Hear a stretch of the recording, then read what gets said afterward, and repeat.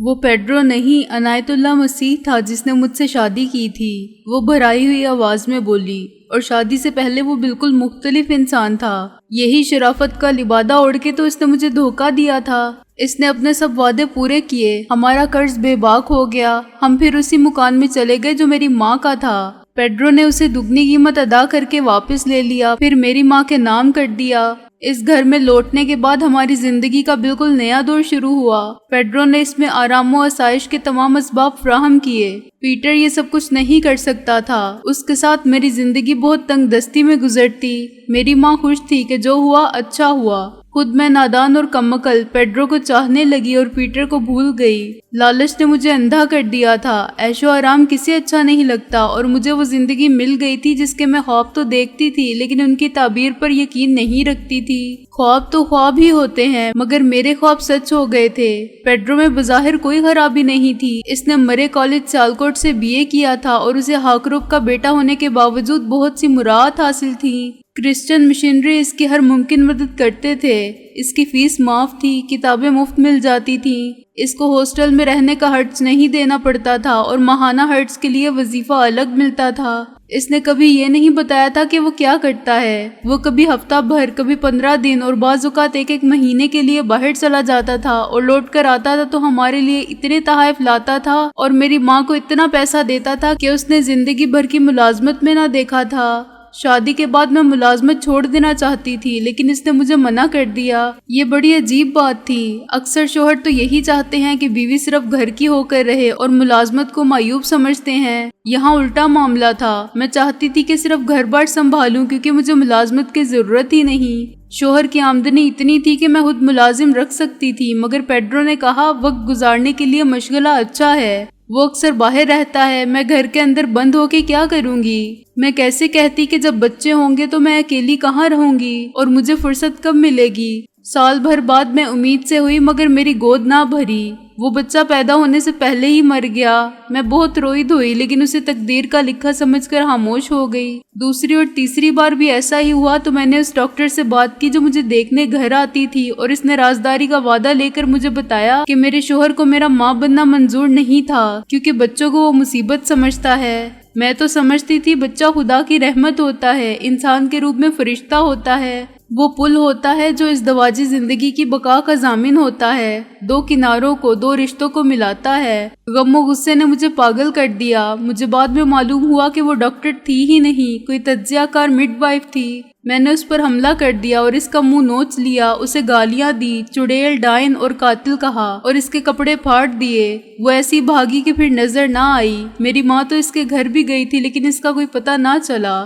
زمین کے اوپر پتہ چل بھی نہیں سکتا تھا۔ میں نے کہا پیڈرو نے مجھے بہت مارا اور پھر دھمکی دی کہ میں نے اپنی زبان بند نہ رکھی تو نتیجہ میری ماں کے حق میں برا ہوگا۔ اس نے اپنی بات جاری رکھی کیونکہ میرے باپ کو مرے ہوئے ابھی 5 سال نہیں ہوئے۔ ان حادثات کے بعد میں عورت نہیں، بنجر زمین رہ گئی تھی۔ اس روگ نے میری ماں کو پلنگ سے لگا دیا اور علاج کے باوجود اس کی حالت بگڑتی گئی۔ میں نے کئی ڈاکٹر بدلے اور انہوں نے کئی نسخے بدلے لیکن ہر دوا بے اثر ہو گئی تھی۔ ایک رات میں نے پیڈرو کو اصل دواؤں کی جگہ دوسری دوائیں رکھتے دیکھا۔ میں نے دیکھا تو شیشیاں بھی وہی تھی اور ان کے لیبل بھی وہی تھے۔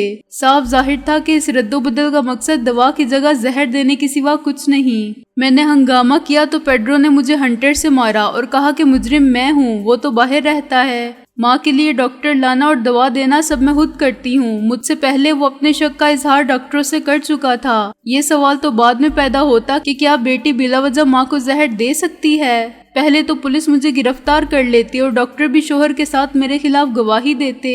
شوہر نے تو پہلے ہی بیوی پر شبہ ظاہر کر دیا تھا۔ میں کیا کرتی؟ ماں کو صدمے سے بچانا بھی ضروری تھا۔ اس کے بعد میں نے دوائیں مکفل رکھنا اور خود ہر بار بازار سے دوا لانا شروع کیا، مگر اس وقت تک زہر نے ماں کو موت کے کنارے تک پہنچا دیا تھا۔ اس کے جسم میں اتنا زہر جمع ہو گیا تھا کہ دوائیں کچھ نہیں کر سکتی تھیں۔ انہی دنوں میں اچانک پیٹر مجھے مل گیا۔ وہ خود ہاسا بدل گیا تھا لیکن مجھے دیکھ کر تو وہ حیران رہ گیا۔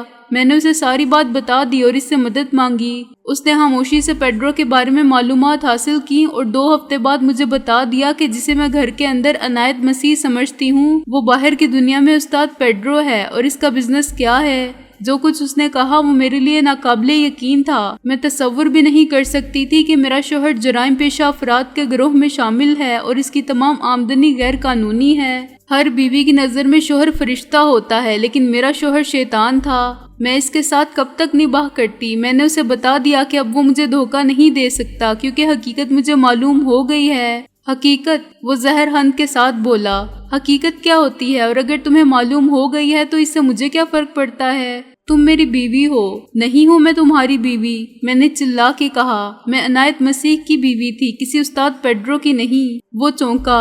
کس نے بھرا ہے تمہارے دماغ میں یہ زہر؟ کس نے بتایا ہے یہ نام تمہیں؟ پیٹر نے، اور اس نے مجھے یہ بھی بتا دیا ہے کہ تم کوئی شریف آدمی نہیں ہو۔ میں اسی طرح چلاتی رہی۔ تمہارے بزنس کا بھی پتہ چلا لیا ہے اس نے۔ تم مجرموں کے ساتھی ہو، سٹے باز اور جواری ہو۔ تم گنڈا ٹیکس وصول کرتے ہو، شراب اور چرس اور مارفیا کے انجیکشن بیچتے ہو۔ اب میں تمہارے ساتھ نہیں رہ سکتی، مجھے طلاق چاہیے۔ اس نے میرے منہ پر ایک تھپڑ رسید کیا۔ اپنے اس عاشق سے کہنا کہ میرے جیتے جی وہ تمہیں نہیں لے جا سکتا اور میرے خلاف کچھ ثابت نہیں کر سکتا۔ تم مجھے قتل کر سکتے ہو لیکن اپنی بیوی بنا کے نہیں رکھ سکتے۔ میں نے چیختے ہوئے کہا۔ میں تم سے عدالت کے ذریعے علیحدگی حاصل کروں گی۔ عدالت میں جانے سے پہلے یہ سوچ لینا کہ ابھی تمہارے باپ کو مرے ہوئے 5 سال نہیں ہوئے۔ وہ بولا۔ یہ پولیس کیس تھا جسے تمہاری ماں کے جاننے والے ڈاکٹروں نے مل کر دبا دیا، لیکن پولیس کے پاس تفتیش کا ریکارڈ موجود ہے۔ دوسری پوسٹ مارٹم رپورٹ سارا بھانڈا پھوڑ دے گی۔ کیوں اپنے باپ کی ہڈیوں کو خراب کرتی ہو اور اپنی ماں کو جیل بھیجنے کے کام کرتی ہو؟ اسے سزائے موت نہ ہوئی تب بھی عمر قید ضرور ہوگی۔ اس کو اپنے گھر میں ہی مرنے دو۔ میں اب اس دھمکی میں نہیں آؤں گی، میں نے عزم مصمم کے ساتھ کہا۔ میری ماں یوں بھی مرنے والی ہے، رسوائی سے پہلے وہ خودکشی کر لے گی، لیکن تم کیسے بچو گے؟ میں بیان دوں گی عدالت میں کہ تم نے اپنے 3 بچوں کو قتل کیا، میری ماں کو زہر دیتے رہے۔ تم عنایت مسیح نہیں، استاد پیڈرو ہو۔ میں نے پیٹر سے کہہ دیا ہے کہ وکیل سے بات کرے۔ اس نے مجھے ایک کمرے میں باندھ کے ڈال دیا، میرے منہ میں کپڑا ٹھونس دیا اور دروازہ باہر سے مقفل کر کے چلا گیا۔ 3 دن تک میں اسی کرسی میں بھوکی پیاسی پڑی رہی، لیکن بے غیرت تھی کہ مری نہیں۔ چوتھے دن میرا شوہر پھر آیا۔ اس نے مجھے آزاد کیا، کھانے پینے کو دیا اور بولا، اب کیا خیال ہے، دماغ درست ہوا کچھ یا نہیں؟ میں یہیں مر جاؤں گی۔ میں نے بمشکل تمام کہا، لیکن تمہارے ساتھ نہیں رہوں گی۔ پیٹر تمہیں چھوڑے گا نہیں، اب تک وہ وکیل سے بات کر چکا ہوگا اور میرا سراغ نہ ملا تو وہ پولیس کے ساتھ آ جائے گا۔ اس کا مطلب ہے مجھے پہلے اس کتے کا بندوبست کرنا چاہیے، وہ بولا، اور مجھے پھر بے بس چھوڑ کے چلا گیا۔ وہ ہمارے گھر کا ہی ایک سٹور روم تھا جسے صاف کرنے کی ضرورت کوئی محسوس نہیں کرتا تھا۔ تقریباً 8 فٹ لمبا چوڑا اور صرف 6 فٹ اونچا یہ کمرہ کچن کے نیچے تھا۔ اسے گھر کا ٹوٹا پھوٹا اور غیر ضروری سامان پھینکنے کے لیے ہی کھولا جاتا تھا، چنانچہ اس میں دن کے وقت بھی اندھیرا رہتا تھا اور چوہے ادھر سے ادھر بھاگتے رہتے تھے۔ وہ اوپر کچن سے کھانے کی چیزیں لاتے تھے اور غلاظت پھیلاتے تھے۔ یہ سب چوہے بہت بڑے تھے، بلی کے بچے سے بھی بڑے۔ وہ بہت بھیانک آوازیں نکالتے تھے اور میرے قریب آ کے بڑے خطرناک طریقے سے مجھے گھورتے رہتے تھے۔ میں دہشت سے کانپنے لگتی تھی اور میرا جسم ٹھنڈا پڑ جاتا تھا، اس خیال سے کہ میں مر گئی تو یہ آدم خور میرا گوشت نوچ کر کھا جائیں گے اور 2 دن میں صرف ہڈیوں کا پنجر چھوڑ دیں گے۔ کئی بار میں تھکن اور اذیت کے باوجود سو گئی یا بے ہوش ہو گئی تو یہ چوہے میرے اوپر چڑھ آئے۔ ایک بار میں نے سوتے ہوئے درد کی شدید ٹیس سے تڑپ کر آنکھ کھولی تو میرے پاؤں کے ایک انگوٹھے سے خون بہ رہا تھا اور کچھ فاصلے پر ایک بہت بڑا چوہا ڈھیٹ بنا بیٹھا تھا۔ اس نے میرے انگوٹھے پر سے نوچا ہوا گوشت نکال لیا تھا اور اب تازہ گوشت کا دوسرا ٹکڑا اتارنے کی فکر میں تھا۔ میں نے اسے ٹانگیں ہلا کے بھگایا تو وہ دوسری طرف آ گیا، میرے چہرے سے 1 فٹ کے فاصلے پر۔ میں خوف سے چیخ بھی نہیں سکتی تھی اور چوہا شاید اندازہ کر چکا تھا کہ میں اس کا کچھ نہیں بگاڑ سکتی۔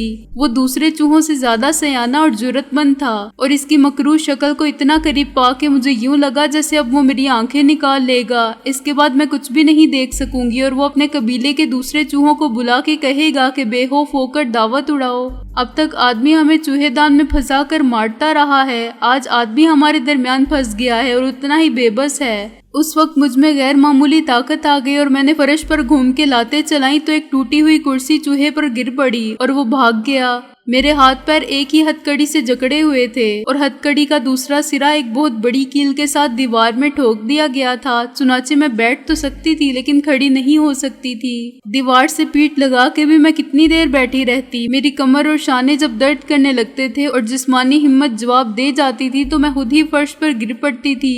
مجھے معلوم نہیں تھا کہ میرا یہ عذاب کب تک چلے گا، لیکن میں تہیہ کر چکی تھی کہ ان حالات میں پیڈرو کے ساتھ زندگی گزارنے کی بجائے مر جانا بہتر ہے۔ اگلے 3 دنوں میں میری حالت اور بگڑ گئی، مجھے خیالی شکلیں ڈرانے لگیں، خیالات کا انتشار آسیب بن کر سامنے آنے لگا اور میرا ذہنی توازن بگڑنے لگا۔ مجھے وہ نظر آتا تھا جو نہیں تھا، اور جو سامنے تھا وہ دکھائی نہ دیتا تھا، مثلاً وہ چوہے۔ اب وہ بے باکی سے میرے ارد گرد اور میرے اوپر دندناتے پھرتے تھے، اور جس چوہے نے مجھے کاٹا تھا اسے انسانی گوشت کے مزے نے آدم خور بنا دیا تھا۔ وہ کئی جگہ سے میرا گوشت نوچ کر لے جا چکا تھا، اور میرے جسم پر جگہ جگہ زخم تھے جس سے رسنے والا خون جم گیا تھا۔ اس وقت میری سب سے بڑی آرزو یہ تھی کہ میں مر جاؤں جلد از جلد، پھر جو ہوتا ہے ہوتا رہے۔ لیکن پیڈرو پھر آ گیا۔ اس مرتبہ وہ اکیلا نہیں تھا، وہ میری ماں کو بھی لے آیا تھا۔ اس نے کھانے پینے کا اور مرہم پٹی کا سامان، دوائیں، پانی کی ایک بالٹی اور صاف کپڑے لا کر دیے اور مجھے آزاد کر دیا۔ میری ماں کی حالت بھی اچھی نہیں تھی، لیکن مجھے دیکھ کر وہ پاگل ہو گئی۔ اس نے مجھے بہت پیار کیا اور گلے لگا کر زاروں کے تار رونے لگی۔ میں رو بھی نہ سکی۔ دیکھ بڑھیا، پیڈرو کچھ دیر بے حسی اور بے رحمی سے تماشا دیکھنے کے بعد بولا، اپنی بیٹی کو سمجھا لے، یہ عورت ذات ہے اور میری بیوی ہے، چونٹی کی طرح مسل دوں گا۔ بڑے بڑے کانپتے ہیں میرے نام سے، یہ کیا مقابلہ کرے گی؟ میں سمجھا لوں گی بیٹا، میری ماں نے ہاتھ جوڑ کے کہا، جیسا تو چاہتا ہے ویسا ہی ہوگا، میں کل آؤں گا۔ وہ بولا، آخری بار اس کا دماغ درست ہو گیا تو ٹھیک، ورنہ مجھے کچھ اور کرنا پڑے گا۔ جب وہ چلا گیا تو ماں نے میرے غلیظ جسم کو کپڑا بھگو کے صاف کیا، میرا لباس بدلا اور مجھے کھانے کو دیا۔ بھوک کی مار بڑی سفاک ہوتی ہے۔ تم نے سنا ہوگا کہ بنگال میں قحط پڑا تھا تو عورتوں نے مٹھی بھر چاولوں کے لیے اولاد تک کو بیچ دیا تھا۔ مجھے کھاتا دیکھ کر میری ماں پھر دھاڑیں مار مار کے رونے لگی۔ میں بالکل کسی جانور کی طرح کھانا نگل رہی تھی، اور میری دماغی حالت کسی ذہنی مریض سے کم خراب نہ تھی۔ کھانے کے بعد مجھے ماں نے دوا دی، اور جب میں سو گئی تو میرے زخموں کو آنسوؤں سے دھو دھو کر ان پر مرہم لگاتی رہی۔ میں 12 گھنٹے بعد سو کر اٹھی تو صرف جسمانی کمزوری رہ گئی تھی۔ ذہنی طور پر میری حالت میں حیرت انگیز افاقہ ہوا تھا، اور میں صورتحال کو اچھی طرح سمجھنے اور سمجھانے کے قابل ہو گئی تھی۔ میں نے ماں کو وہ سب کچھ بتا دیا جو مجھے پیٹر سے معلوم ہوا تھا، اور وہ بھی جو مجھے پہلے سے معلوم ہو چکا تھا۔ میں نے ماں کو اس فیصلے سے بھی مطلع کر دیا کہ اب کچھ بھی ہو جائے میں پیڈرو کے ساتھ نہیں رہوں گی، اور ماں نے بڑی مستقل مزاجی، صبر اور حوصلے کے ساتھ اس فیصلے کی تائید کی۔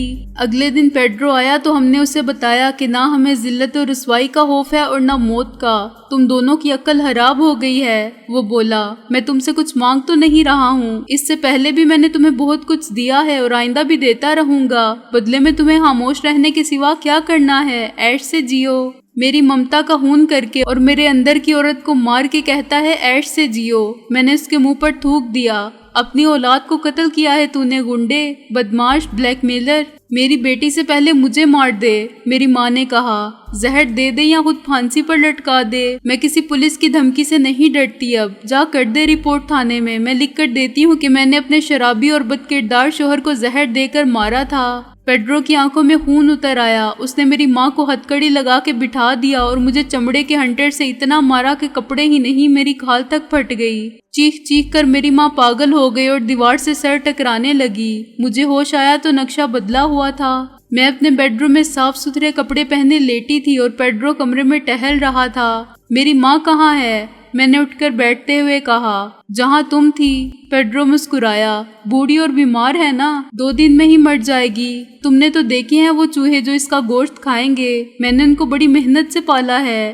وہ عام چوہے نہیں ہیں، آدمی کا گوشت انہیں بہت مرغوب ہے۔ میں چیختی چلاتی باورچی خانے کی طرف بھاگی۔ پیڈرو نے میرا راستہ روکنے کی بالکل کوشش نہیں کی، لیکن کچن سے نیچے جانے والے زینے کا دروازہ مقفل تھا۔ میں نے دروازے سے کان لگا کے سنا، چوہوں کی آواز صاف سنائی دے رہی تھی، مگر اس کے ساتھ ایک اور آواز بھی تھی جیسے کوئی نزا کے کرب میں کراہ رہا ہو۔ یہ آواز میری ماں کی تھی۔ میں نے دروازے کو ٹکریں ماری اور ماں کو آوازیں دیں۔ میری آنکھیں ایک بھیانک منظر دیکھ رہی تھی کہ وہ ہوش و حواس سے بیگانہ پڑی ہے اور چوہے اس کے جسم پر چڑھے ہوئے اپنے نوکیلے دانتوں سے ہڈیوں پر منڈی ہوئی کھال اتارتے جا رہے ہیں۔ میں نے دروازہ توڑنے کے لیے اس پر ہر چیز ماری جو میرے ہاتھ میں آئی، مگر وہ اتنی آسانی سے ٹوٹنے والا دروازہ نہیں تھا۔ میں چیختی چلاتی باہر جانے کے لیے کچن کی کھڑکی سے کود گئی۔ پیڈرو کے مکان کے چاروں طرف کھلی جگہ ہے۔ پیچھے ایک سرونٹ کوارٹر ہے، گیراج ہے اور ٹیوب ویل ہے۔ دائیں اور بائیں صرف درخت ہیں اور پھولوں کے پودے ہیں اور سامنے لان ہے۔ بدقسمتی سے اس کوٹھی کے ساتھ والا پلاٹ خالی پڑا ہے اور بائیں طرف ایک انجینئر رہتا ہے جس کی بیوی مر چکی ہے اور ماں بہری ہے۔ اس کے باوجود مجھے امید تھی کہ میں کسی نہ کسی کو مدد کے لیے بلا لاؤں گی، لیکن میرے باہر آتے ہی ایک سیٹی سی سنائی دی اور 3 طرف سے خونخوار شکل والے کتے بھونکتے ہوئے لپکے۔ میں دوڑ کر واپس کھڑکی کے راستے کچن میں پہنچ گئی۔ پیڈرو کہا مار کے ہنسا تو میں سمجھ گئی کہ سیٹی اسی نے بجائی تھی۔ میرا حوصلہ جواب دے گیا۔ میں زاروں کی طرح روتی ہوئی اس کے قدموں میں گر گئی۔ اسے چھوڑ دو، مجھے بند کر دو اس کی جگہ، میں نے کہا۔ اچھا، وہ بولا، تمہاری اگر یہی مرضی ہے تو مجھے کیا؟ اس نے جیب سے چابی نکال کے دروازہ کھولا اور میں دیوانہ وار نیچے بھاگی۔ میری ماں ہوش میں تھی لیکن چوہے اس کے آس پاس مردار خور گدھ کی طرح آس لگائے بیٹھے تھے۔ اس کی کوئی بات مت ماننا روبی، میری ماں نے کہا، مجھے یہ سزا منظور ہے۔ اس نے ہاتھ سے سینے پر سلیب بنائی۔ نہیں ماں، میں نے روتے روتے کہا، میں تمہیں اس طرح نہیں مرنے دوں گی۔ پیڈرو نے چابی میری طرف بڑھائی اور خباثت سے مسکرایا۔ میں نے ماں کی ہتھ کڑی کھول دی اور خود اس کی جگہ بیٹھ گئی۔ اب تم مجھے یہاں چھوڑ کے جا سکتے ہو، دوبارہ یہاں آنے کی ضرورت نہیں، میں نے کہا۔ میری ماں بہت چیخی چلائی۔ اس نے پیڈرو کے علاوہ مجھے بھی گالیاں دیں کہ میں نے اس کی بات نہیں مانی، لیکن پیڈرو اسے کھینچ کر لے گیا۔ ماں بیٹی دونوں کو شوق ہے مرنے کا، وہ بولا۔ مرنا ہے تو باری باری مرو، ایک دوسرے کی موت کا نظارہ کر کے مرو۔ پھر دروازہ بند ہو گیا۔ میری ماں کی چیخیں بہت دیر تک سنائی دیتی رہیں۔ میں نے دل پر پتھر رکھ لیا کہ مقدر میں یہی تھا۔ میرے بعد صدمے اور بیماری سے ماں بھی مر جائے گی، لیکن اس کی موت میری طرح پرعذاب تو نہیں ہوگی۔ پیڈرو اسے گھر سے باہر نہیں جانے دے گا، لیکن گھر کے اندر رہ کر بھی وہ زیادہ آسانی سے، جلد اور کسی تکلیف کے بغیر مرنے کی کوئی صورت نکال لے گا۔ جرم میرا تھا کہ میں نے پیڈرو سے شادی کی۔ مجھے اسی وقت پیٹر کے ساتھ نکل جانا چاہیے تھا جب وہ میری ماں کو بلیک میل کر رہا تھا، لیکن میں نے غریب پیٹر کی محبت کو چھوڑ کر دولت کو قبول کر لیا۔ میں اپنے ساتھ ماں کو بھی لے جا سکتی تھی اور ہم کہیں بھی گمنامی کی زندگی بسر کر سکتے تھے۔ اس نے ہماری کمزوری سے دوہرا فائدہ اٹھایا۔ باپ نے ہمیں بے گھر کر دیا تھا اور ہم سے سب کچھ چھین لیا تھا۔ پیڈرو نے ہمیں پھر اسی گھر میں آباد کیا اور وہ سکھ دیا جو کبھی میری ماں کا خواب ہوگا پھر میری حسرت بن گیا تھا۔ اس کا رویہ شریفانہ تھا اور میری رضامندی کے بعد اس نے کوئی بھی ناجائز مطالبہ نہیں کیا تھا۔ میں یہی سمجھی کہ پیڈرو بھی مجھ سے محبت کرتا تھا اور صرف مجھ سے شادی کرنے کے لیے اس نے بلیک میلنگ کا سہارا لیا تھا، کیونکہ وہ کسی قیمت پر مجھے کھونے کے لیے تیار نہیں تھا۔ کسی بھی لڑکی کے لیے یہ بڑا کٹھن مرحلہ بن جاتا ہے کہ وہ ماں کی عزت، آبرو اور اپنی خوشی میں سے کس کا انتخاب کرے۔ مجبوری میں یہ سودا بہرحال برا نہ تھا۔ پیٹر سے مجھے صرف محبت ملتی تھی، پیڈرو سے محبت کے ساتھ دولت بھی ملی تھی۔ خود میری ماں کے لیے اپنے باپ کے گھر میں واپس جانا ایک ایسی تمنا تھی جس کے پورا ہونے کی کوئی امید نہ رہی تھی، کیونکہ زندگی کے دن بہت تھوڑے رہ گئے تھے۔ پیڈرو نے مکان دگنی قیمت پر خرید کے ناممکن کو ممکن کر دیا۔ یہ مجھے بعد میں پتا چلا کہ اس نے میری ماں سے اس کی دوہری قیمت کیسے وصول کی۔ میری ماں چپکے اسے ہسپتال سے خطرناک قسم کی دوائیں لا کر دیتی رہی، اسٹور سے چوری کر کے۔ پیڈرو نے اسے کبھی نہیں بتایا کہ وہ ان کا استعمال کہاں کرتا ہے۔ بدقسمتی سے پیٹر اسی دن ایک وکیل کے ساتھ آ پہنچا۔ پیڈرو نے اسے ٹالنے کی بہت کوشش کی، مگر وکیل اڑ گیا کہ میں اپنی موکلہ سے ملے بغیر واپس نہیں جاؤں گا۔ مجھے وکالت نامے پر اس کے دستخط لینے ہیں کیونکہ وہ طلاق چاہتی ہے، اور اگر وہ نہ ملی تو مجھے پولیس کے پاس جانا پڑے گا کہ تم نے اسے اب سے بے جا میں رکھا ہے یا قتل کر دیا ہے، اور پولیس خود اسے برآمد نہ کر سکی تو عدالت تمہیں اس کا پابند کرے گی کہ اپنی بیوی کو حاضر کرو یا اس کے بارے میں بتاؤ کہ وہ کہاں ہے۔ پیڈرو مجبور ہو گیا اور انہیں اندر لے آیا۔ میری ماں نے وکیل کو سب کچھ بتا دیا اور پیڈرو نے چالاکی سے کام لیتے ہوئے مجھے بھی وکیل کے سامنے پیش کر دیا۔ اس نے میری بھی سنی اور میں نے اول تاخیر اسے اپنے ساتھ ہونے والی مظالم کی پوری رودات سنا دی۔ جب تک میں بولتی رہی وہ بڑے سکون اور اعتماد کے ساتھ بیٹھا رہا۔ وکیل سخت چراغ پا تھا کہ یہ انتہائی انسانیت سوز اور سنگین جرائم ہیں جن پر اسے عمر قید کی سزا ہو سکتی ہے۔ ٹھیک ہے وکیل صاحب، پیڈرو بولا، میں ہر غلطی کا اعتراف کرتا ہوں، تم مجھے جیل بھجوا سکتے ہو، لیکن اس سے مسئلہ حل نہیں ہوتا۔ پریشانی روبی اور اس کی ماں کے لیے بھی پیدا ہوگی۔ تھانے کچہری تک بات جائے گی تو اخبارات میں بھی آئے گی۔ کیوں نہ گھر کا معاملہ گھر میں ہی طے کر لیا جائے؟ ابھی آپ کی موجودگی میں ہم طلاق کا مسئلہ حل کیے جاتے ہیں۔ اور جو ذہنی اور جسمانی اذیت آپ نے روبی کو اور اس کی ماں کو دی، وکیل بولا، اس کی تلافی کیسے ہوگی؟ وہ تو میں بہت پہلے کر چکا ہوں، وہ بولا، لیکن اب بھی میں جرمانہ ادا کرنے کے لیے تیار ہوں، جتنی رقم چاہیے بتا دیں، مجھے کچھ نہیں چاہیے، تم اپنا دیا بھی واپس لے سکتے ہو، میں نے روتے روتے کہا، بس مجھے اور میری ماں کو جانے دو، یہ جذباتی ہو رہی ہے وکیل صاحب، پیڈرو نے کہا، آپ ذرا میرے ساتھ آئیے باہر، مجھے آپ کا فیصلہ منظور ہوگا۔ یہ اس کی چال تھی، وہ وکیل کو باہر لے گیا اور نہ جانے اس سے کیا بات کی اور اسے کتنی بڑی رشوت دی کہ اس نے اپنا منہ بند رکھنا منظور کر لیا۔ واپس آ کے اس نے کہا کہ اب فکر کی کوئی بات نہیں، سارے معاملات ہوش اسلوبی سے طے ہو گئے ہیں اور آئندہ ہمیں کوئی تکلیف نہیں ہوگی، ہماری سابقہ تکالیف کا ازالہ ہو جائے گا اور پیڈرو سے قانونی طور پر میرا پیچھا بھی چھوٹ جائے گا۔ جب وہ رخصت ہو گیا تو پیٹر نے کہا، میں روبی کو اور اس کی ماں کو ساتھ لے جاؤں گا، میں انہیں محفوظ نہیں سمجھتا۔ پیڈرو ہنسا، خود جاؤ گے تو انہیں لے جاؤ گے ہیرو؟ کیا مطلب؟ پیٹر نے کھڑے ہو کر کہا، جسمانی قد و قامت میں وہ پیڈرو سے کم نہیں تھا، مطلب یہ کہ آنا ہمیشہ اپنی مرضی سے ہوتا ہے۔ پیڈرو نے کہا، جانا دوسرے کی مرضی سے، یہ تمہیں اس گھر میں قدم رکھنے سے پہلے ہی سوچ لینا چاہیے تھا۔ خطرے کی بو میں نے اس کے لہجے سے سونگھ لی تھی، لیکن میں کچھ بھی نہیں کر سکتی تھی۔ تم کیا سوچ رہے ہو؟ پیٹر نے اس کی آنکھوں میں آنکھیں ڈال کے کہا، تم میرا راستہ روک سکتے ہو؟ ہاں، میں بھی روک سکتا ہوں، پیڈرو نے اس کو نظروں سے ناپ کر کہا، لیکن جو کام ملازم کر سکتے ہوں وہ میں خود نہیں کرتا، میرا وکیل جانتا ہے کہ میں یہاں ہوں، پیٹر نے دھمکی دینے کے انداز میں کہا، لیکن وہ عقل مند آدمی تھا، سودا کر کے فائدے میں رہا اور خاموشی سے چلا گیا۔ پیڈرو بولا، اب تم اس سے بات کر کے دیکھو، وہ تمہیں پہچانے گا بھی نہیں، یہ ماننا تو دور کی بات ہے کہ وہ تمہارے ساتھ یہاں آیا تھا۔ اگر اس ضمیر فروش کو تم نے اپنی حرام کی کمائی سے خرید لیا ہے تو اس سے کوئی فرق نہیں پڑتا، پیٹر نے برہمی سے کہا، میں دوسرا وکیل تلاش کر لوں گا، ہر وکیل ایسا نہیں ہوتا، تم کو بہت جلد معلوم ہو جائے گا۔ وہ دروازے کی طرف بڑھا، پیڈرو اطمینان سے سینے پر ہاتھ باندھے کھڑا رہا اور مسکراتا رہا، پھر اس نے کھڑکی سے منہ نکال کے سیٹی بجائی، باہر سے کتوں کے بھونکنے کی آواز آئی، 2 منٹ بعد پیٹر دروازے سے ٹکرایا اور اندر آ گرا۔ وہ جرمن نسل کے شیپرڈ کتے اس کے اوپر حملہ آور ہوئے، اس نے اپنا بریف کیس گھمایا اور ایک کتے کو لات ماری، لیکن وہ بہت طاقتور اور انتہائی خونہ شام کتے تھے، یوں لگتا تھا کہ وہ پیٹر کے جسم کو چیڑ پھاڑ کے کھا جائیں گے۔ میری ماں خوف سے بے ہوش ہو گئی اور میں نے ایک چیخ ماری۔ پیٹر بڑی بے جگری سے لڑ رہا تھا، لیکن صاف ظاہر تھا کہ ایک شریف آدمی 2 وحشی کتوں کا مقابلہ نہیں کر سکتا۔